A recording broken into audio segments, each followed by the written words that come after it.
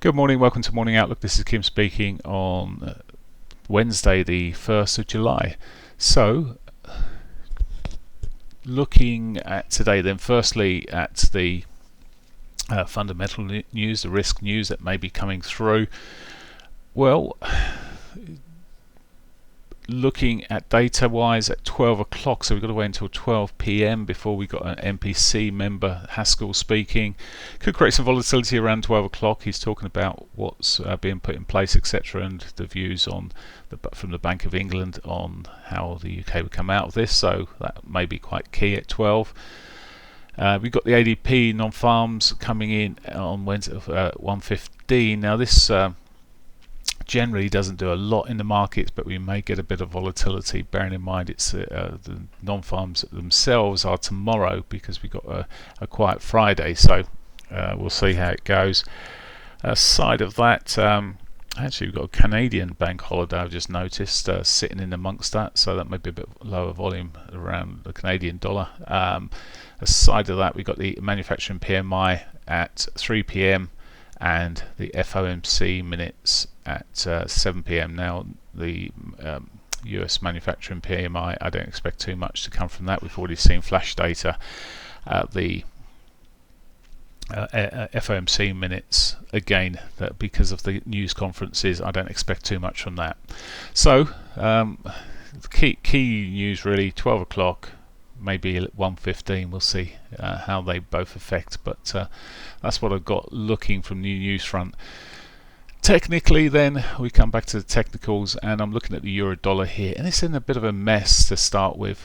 You start looking at a daily point of view. It's been chopping backwards and forwards. We've sort of last week it's sort of on low volume on the Friday, put the doji in. Then Monday we had what looked like the beginnings of a more sustained bounce, but it didn't really come back to that. It gave us a shooting star yesterday with the month-end flows. It gave us a real whip across from buying, selling, and then back to the buying sort of side, although ended up with a slightly down day.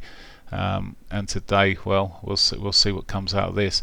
I think with non-farm payrolls on the horizon and a little else, the markets may slow down, and you can see on this 4-hourly, it just sort of shows you the sort of lower highs, higher lows that are sort of coming through this. Okay, this double bottomed here yesterday, but see what's coming through this market, and the ranges are reducing. So we'll see what happens. At the moment, looking short time here, well, again, it's the euro, as I say, is a bit of a mess.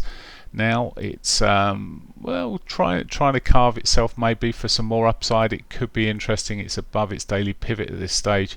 New monthly pivots in above, that may be a bit of a draw, and of course we then got the R1 and 500 60-minute 500 just above that, so could have a draw to this upside. We'll just see how we go post 8 o'clock, but certainly looking positive at the moment there, although in a choppy range.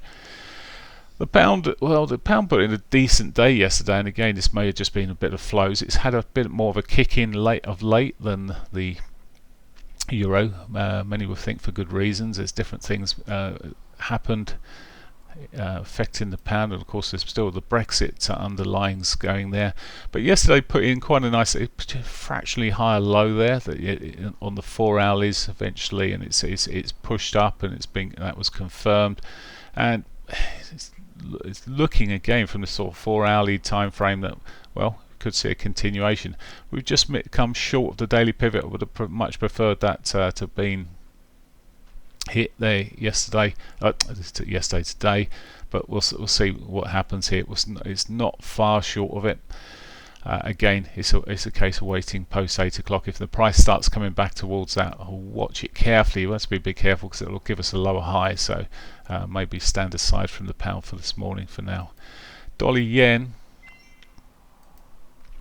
we're seeing this sort of gradual rally that had been sort of pushing up, with the dollar gaining through here. Bit of divergence across the 4-hourlies at the moment. We put this shooting star, well, no, it's hardly a shooting star, is it? But it's engulfing bar that's sitting there on the 4-hourlies. and then it's well, that's really showing this sort of move down. Currently we're catching a bit of a bounce off the 60-minute 500, so we could see that follow through, but it may be that that just runs into some resistance, but support there at the moment with these prior lows as well. That's the yen. Aussie dollar and the New Zealand dollar both had a bit of a better move yesterday. Doesn't really show too clearly on here. Bullish engulfing, but again, it's well worth looking and taking into account of what we've seen of late.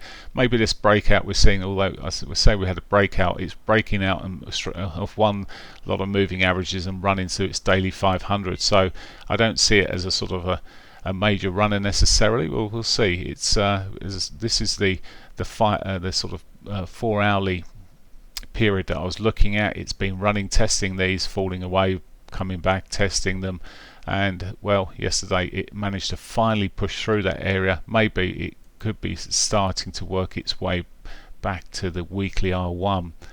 Now, I say maybe because both the New Zealand dollar and the Australian dollar are short of their daily pivots at the moment. I really don't like when it does this. Okay, it's put a bullish pivot swing in here, and well, that may be the starter, but it is pre-8 o'clock as I'm running here, and so often we see these little rallies coming in and then all of a sudden it drops, so just a bit wary of that. So that's the Aussie. Finally the Canadian dollar. Let's pop the Canadian dollar on here. It's not an intraday trading currency, but I tend to have a quick look just to see from confluence across the markets, and yep, that's gained a little bit yesterday, and again ended up southbound and looking like the Canadian dollar's gained against the US dollar here. Just remind you it's inverted pairing, and well, sorry, let's just see what we've got here. Probably a bit of divergence on the near divergence. It hasn't quite made new lows yet, but could be coming into a bit of divergence. May not even make that. It's quite a distance in terms of strength here. Maybe it will reverse and run up towards its daily pivot at some point, but as I say, it's not for me too much of an intraday trader, but do like to keep an eye on it.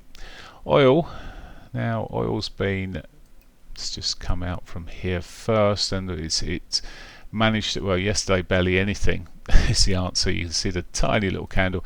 You have to really expand this daily picture just to see what it's done, and yesterday it just really did very, very little. And well, we've got this little some triangle patterns sort of kicking here on the 4 hourlies. Maybe that will get another little push up there and a run towards that weekly R1. It's looking bitty, but again, as ever, I prefer to trade this post 2 o'clock, and maybe I just miss out. I mean, we've seen this a bit lately where it's just sort of rolled and gone a bit too early and not really given much in the way of targets, but well, we'll see with this. Okay, that's oil, and finally the S&Ps. S&P's bullish pivot swing sitting there. It's broken a couple of again some key moving averages. It broke through this whole mass of sort of downward sloping moving averages, which may have held it a little bit more, so it sort of caught the bid. But again, this may just be a bit of a month off volume, end of month volume and corrections, etc., going through here. We'll see. It's not necessarily on any bright news, because obviously if you're looking at the COVID numbers, etc., the US is absolutely struggling horrendously, unfortunately, at the moment. So with that in mind, you would have expected the markets to be falling, but they're not, and you'd expect the dollar to be doing particularly well on such an event as money runs as risk off. But we're seeing, as I say, I do wonder if quite a bit of this might just be in month-end adjustments, etc., running through these markets. For now, though, it does look like it's high lows, high highs. It does look bullishish, but again, we'll be looking at that later this afternoon. But got a bullish feel to it at this stage. Right, that's pretty much it. I wish you a great day. Bye for now.